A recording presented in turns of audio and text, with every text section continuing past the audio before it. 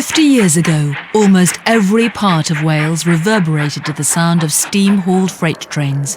The livelihoods of hundreds of Welsh communities depended on the men who ran the railways. Then in the 1960s, Chairman of British Railways, Dr. Richard Beeching, took an axe to the rail system of Wales. Depots were closed and jobs were lost as freight was transferred from rail to road, and steam power was scrapped in favour of diesel. But what could not be erased were the memories of the men who worked the railways of Wales in the age of steam. They used to have a code that once the banker got up behind the train, he would tell the front train by going beep, beep, beep, beep, beep, beep, beep, beep, and the front one would do the same, and off you'd go. Well, when you look at a steam engine and the men working on it, there was more to it than meets the eye, you know, especially on the firing side. Straight away, there was one behind the other. There was no stopping in them days. You were lucky if you got a bite to your butty because you were that busy.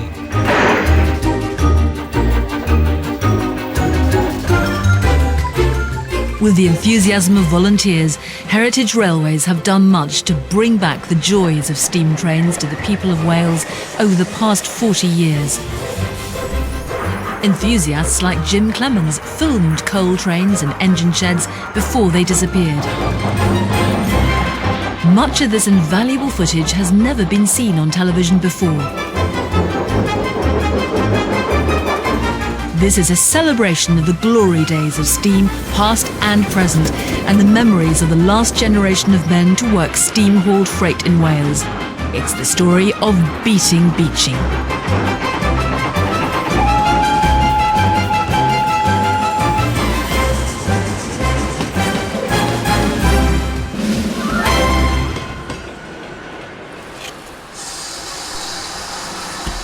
Early morning on a steam gala day at Llangollen Railway finds staff and volunteers busy preparing the engines for the work ahead.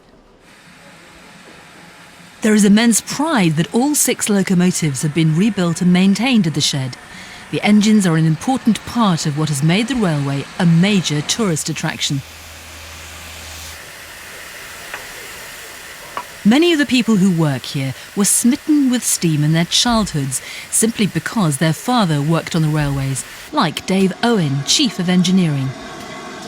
Well, my father worked on the railways as a fireman and a driver in the days of steam.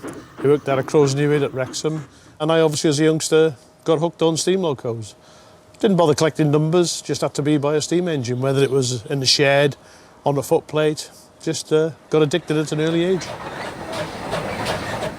Just the smell, the feeling of power, the heat, it just became a fascination with the steam loco.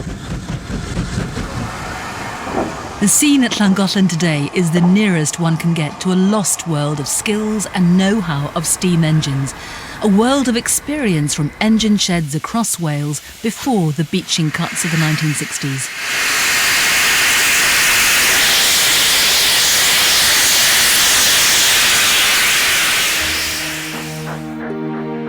Then, thousands of men worked on the railways, many based at sheds like Croesnewydd, Denbigh, Carmarthen, Newport, Aberbeeg or Swansea. The shed at Pontypool Road was one of the busiest in the valleys, and many a young Welshman started work on the railways here.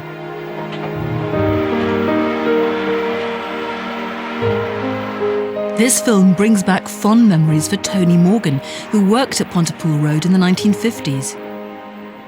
We are now at Pontypool Road, where I worked as a young lad. There is Jimmy Watkins, an old engine driver, which I knew quite well, with his oil can, doing his preparation before he goes out on a train. There's a small tanky engine, which works in the sidings. I think that's Len Off and his driver on one of the sidings. That's Bill Harris. That's Ted Ashman. He was one of the good drivers. This rare footage of Welsh drivers belies the hard life on the railways. Young lads started their working day at 3 a.m. if they were assigned as a cooler to make sure crews were at the sheds for the first trains of the day.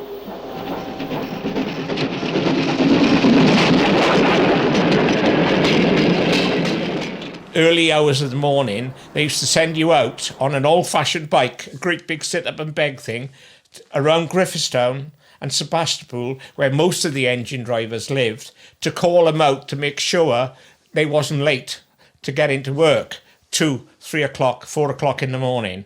And you'd be no lights, it'd be pitch black, and you'd be walking up the garden path, and you get to the door, and you just go on the knocker to knock it, and the door would open, and the driver said, "Don't you dare knock this door," he said. "Wake my wife up. I'm awake. I'll be in." I said, "Okay, thank you very much," and run off.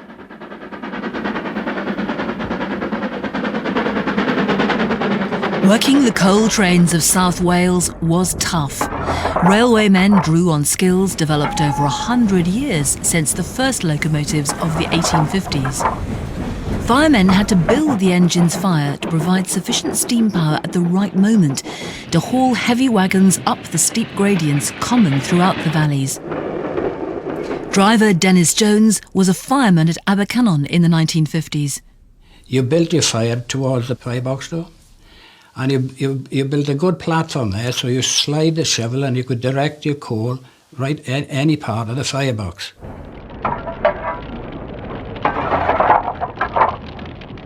Different engines needed different fires, and you obviously got to learn about this. You had the haystack fire, the saucer fire, the hill fire, each corner fire. Each one had a different way, and they would steam better. Here at Llangollen, firemen carefully build their fires in readiness for another gala day.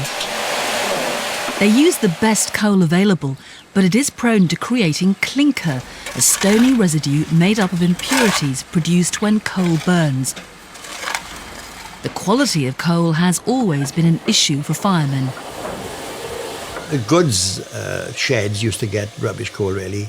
They used to mix it with some good coal and bad coal, and we used to have to put up with it, you know. And you'd get a lot of clinker. I think the best coal was kept for the passenger turns from Landau. They used to get all the best coal on the London runs. But the goods sheds used to get a bit of good stuff and rubbish mixed. And we have to clean the fire more often. The main thing, of course, is to keep steam. And you had to learn the best way to keep steam, because there's different types of coal. Now with the Welsh coal, that was great stuff, that was, because it would just expand and keep the heat going all the time. But when you had coal coming down from, say, like Derby Brights, they call them, you put a shovelful in and whoosh, it is gone in no time, you know, and it wouldn't maintain the bed of the fire.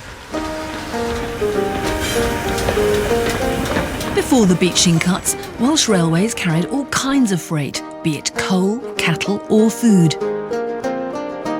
Alongside sheds like Pontypool Road were vast shunting yards where the assembly and sorting of wagon loads into freight trains took place. At the Death Railway Club, retired railwaymen meet to talk over old times. Among them is Ray Stevens, who worked as a shunter at Neath Yard. He had his own way of keeping track of the work. All up here, all in your head. Neath Yard was all on a gradient. So once you picked the brake up, the wagon was gone. So you had to take them down carefully up to the upside, where the shunters were forming the trains then ready to get all the loaded out, going up to Margam first, and then going from there further up to London. Shunting yards were notoriously hazardous places where all sorts of tricks were used.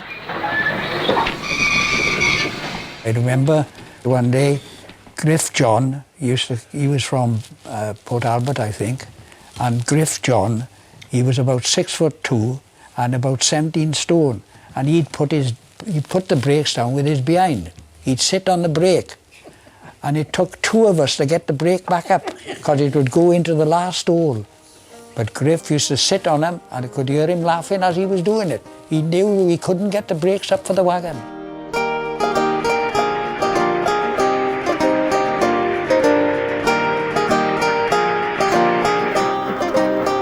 the movement of freight trains up and down the lines of Wales was kept under control by the signalmen.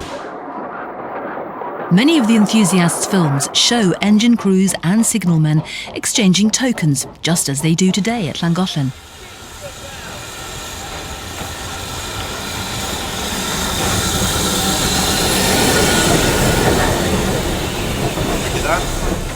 Harry Lowndes, who worked as a signalman in North Wales in the 50s and 60s, remembers it well.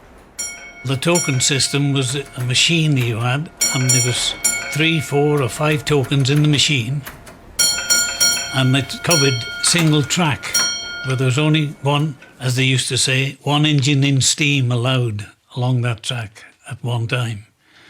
And when the train come to the signal box, you'd take the token out of the machine and hand it to the driver.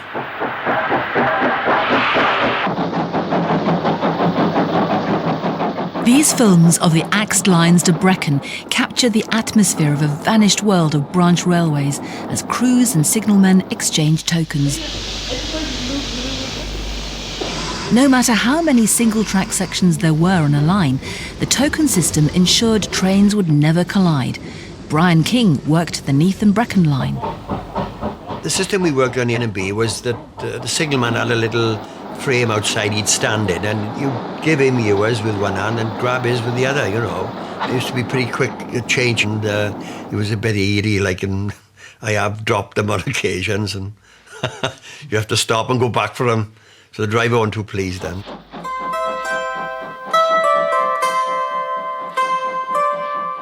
Many of the signal boxes along the Rhuaben to Barmouth line oversaw single-track sections.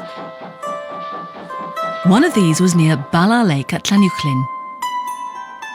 There's been a signal box here since the line was built in the 1860s, and although this line was axed by Beeching in 1965, the box still survives as part of the restored Bala Lake Railway. John Roberts is returning to Llanuwchllyn, where he first started as a signalman in 1955. Now we're entering the signal box. Pretty much the same as it was during my time here. There was the 2 instruments, the token instrument for Drws and Ant there, and the token instrument for Bala Junction there. The frame is pretty much, well, it's exactly the same, but it has a number of white levers now which are not operative with what it is today. John Roberts is pictured with the station master in 1964, a few months before the line closed.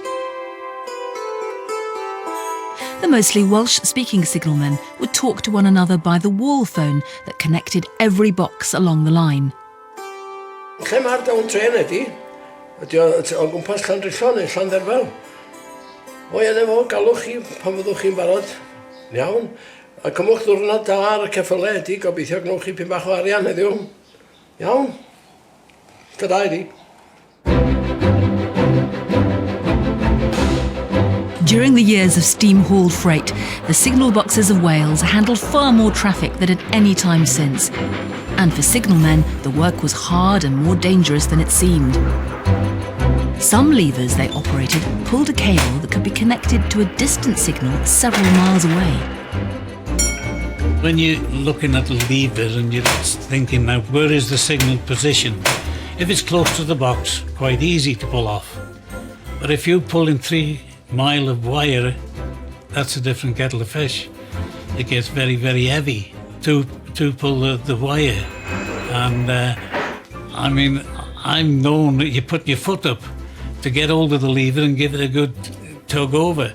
And many a time I've had it that the wire snapped, and you put your foot against the thing and you'd be pulling, and it just snapped, and I went back straight into the glass windows that was at the back of me.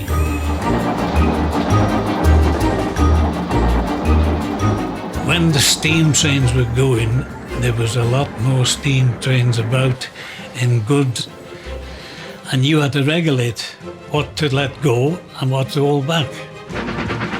Straight away, there was one behind the other. There was no stopping in them days. You was on the go from when you got there to when you went home. You were lucky if you got a bite to your butty because you were that busy.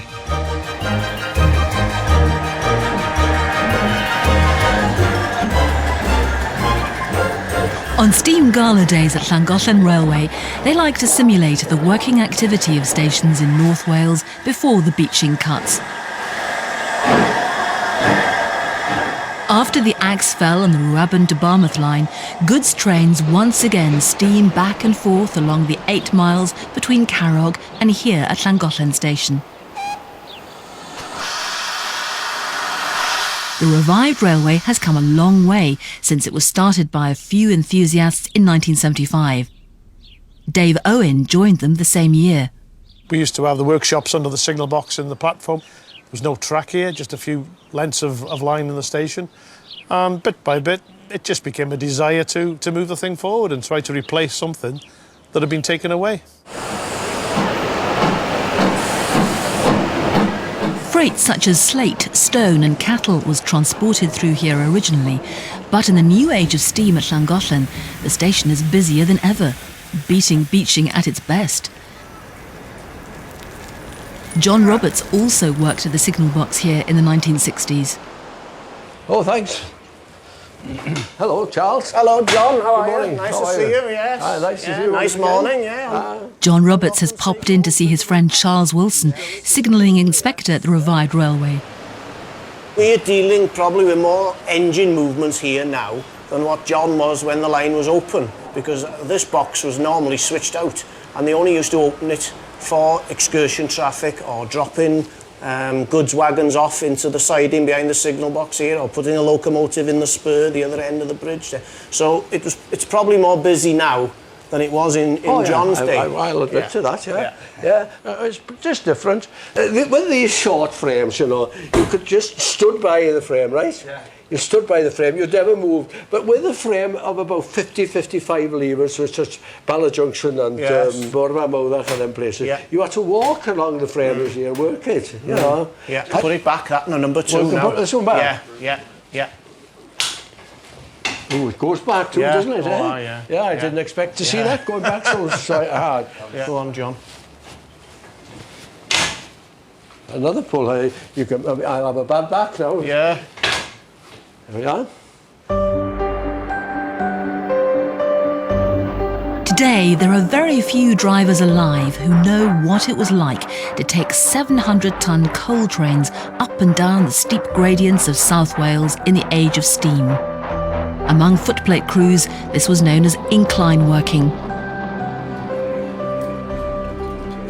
Here with the men at the Neath Railway Club is Dick Jones, now one of the oldest surviving drivers of steam freight trains in Wales. He worked for 45 years on the footplate, 25 of them as driver based at the Glynneath shed. I wasn't nervous. We were all individuals, see, weren't we? And then, you know, some were nervous on the job. I was working a train one day and we had a guard from Neath. And I didn't know the guard at all. I was coming back from the docks, the train of empties. And when we got to Glynneath, he said to me, "Driver, do you know," he said, "I was on my hands and knees in the van coming up." "Why?" my fireman said to him. "Were you cleaning the van out?" "No," he said. "I was asking the Lord to take me home safe."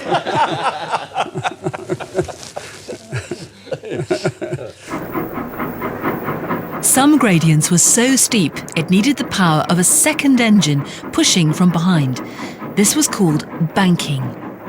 Going up the gradient at Glynneath to Aberdare, it was 1 in 49, it's a steep gradient. And you'd have a cistern engine with it as well. It would bank you up, you know. And we'd have about 30 wagons, loaded wagons on, you know. They used to have a code that once the banker got up behind the train, he would tell the front train by going, beep, beep, beep, beep, beep, beep, beep, beep, and the front one would do the same, and off you'd go.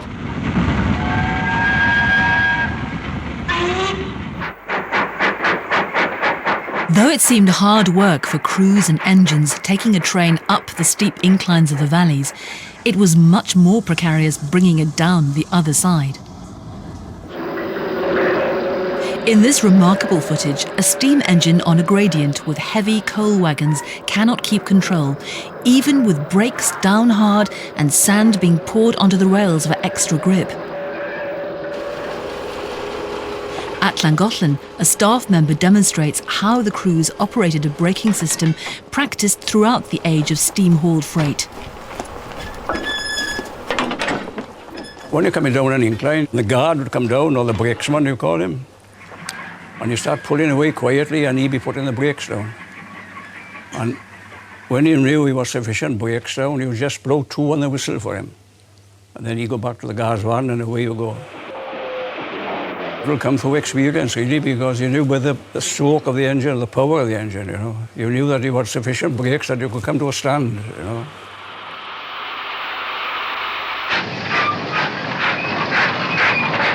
Two particular steep gradients were either side of Quaker's Yard on the Merthyr to Pontypridd line.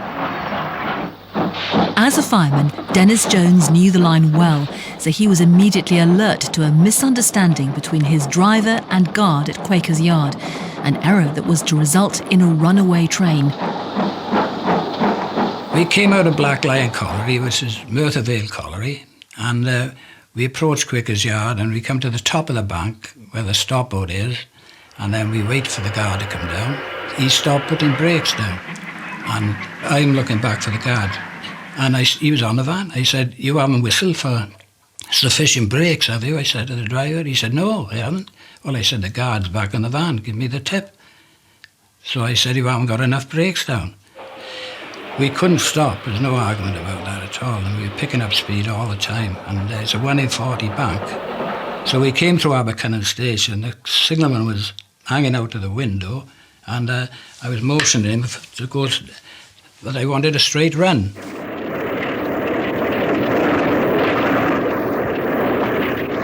Luckily, the signalman was able to divert the runaway train onto a level siding sufficiently long for the engine and coal wagons to come to a stop. That was a nasty feeling, really, because you lose all control, and you can't do anything at all about it. You just got to, you got to sit and wait or jump.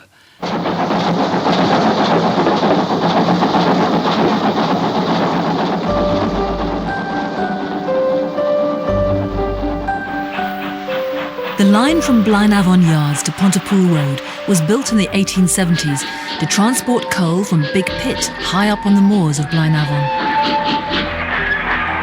The gradients here were some of the steepest in the country.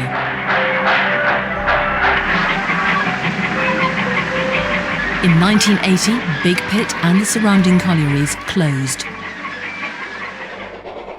But the very same year, enthusiasts started the Pontypool and Blaenavon Railway, and since 1983, steam trains had travelled again on a short section of the old line.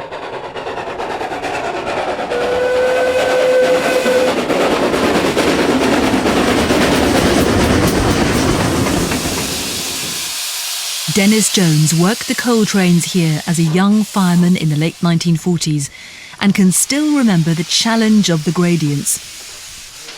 I can relate coming up here, actually. It was years ago. A very steep part of the track which you got to be so careful. And it is a complicated road to manoeuvre. We knew exactly what was required on incline working. And to me it is a fine art.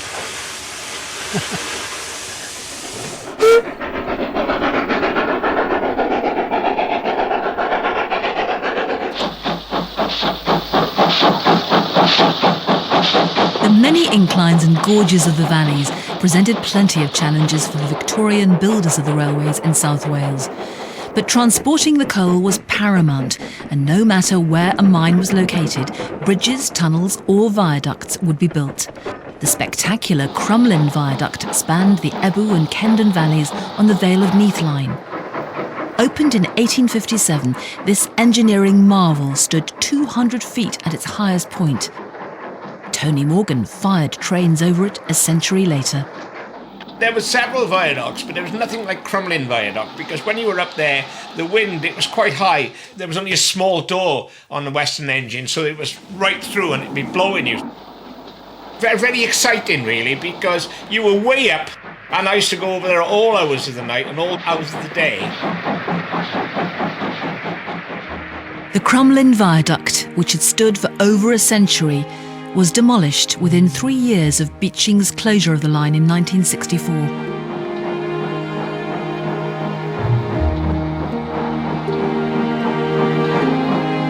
For the people of Crumlin, there is very little left for them to remember of this symbol from Wales's glorious railway past.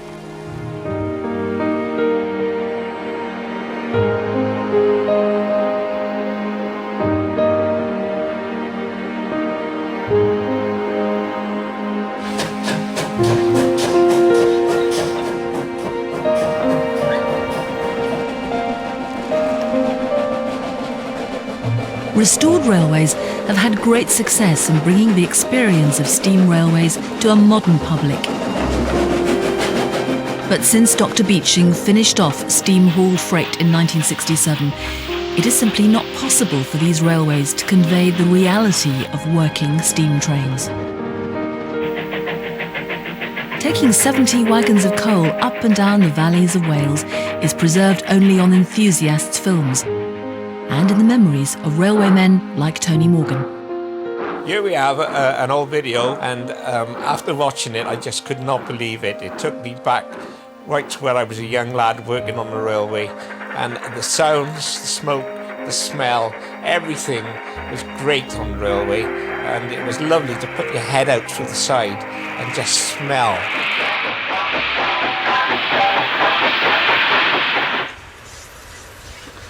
At Llangollen, volunteers and staff do still run goods trains at special steam galas. They've earned a reputation for their expertise in bringing steam engines back to life. Often these engines spent many years slowly rusting away at Woodin's Yard, Barry Island. Here in 1968, nearly 300 former British Rail engines awaited their fate. Over the next 4 decades, enthusiasts sought to beat Beeching by buying these scrapped steam engines. Llangollen started rebuilding its first steam engine, Austin 1, in 1975. Dave Owen was there at the start. There was no handbook on how to repair or restore an engine. But even steam locomotives are pretty basic machines, and so if you've got some sort of engineering nous or engineering background, you can apply that experience into problem solving and manufacture of new items, because you can't go out and buy a part anymore. You've got to manufacture it. Llangollen has built up a valuable skill base in the heritage engineering of steam locomotives. Foxcote Manor is a fine example of what has been achieved here. Rescued from Barry's scrapyard after spending much of its working life in Wales, it has been resident at Llangollen since 1986, longer than its years with British Rail. It's such a beautiful looking engine, and that might be just my biased opinion, but because it's been here so long, been overhauled twice here, it's its natural home, and therefore I think we all think of it as a railway's flagship. I think it just sits well with this countryside.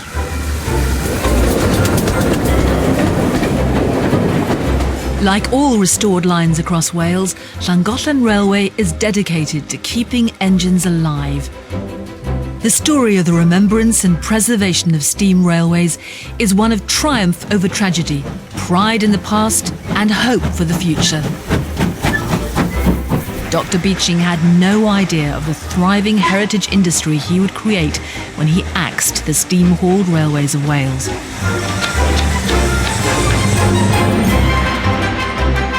A selection of the best Welsh properties featured on Escape to the Country. That's next on BBC Two Wales.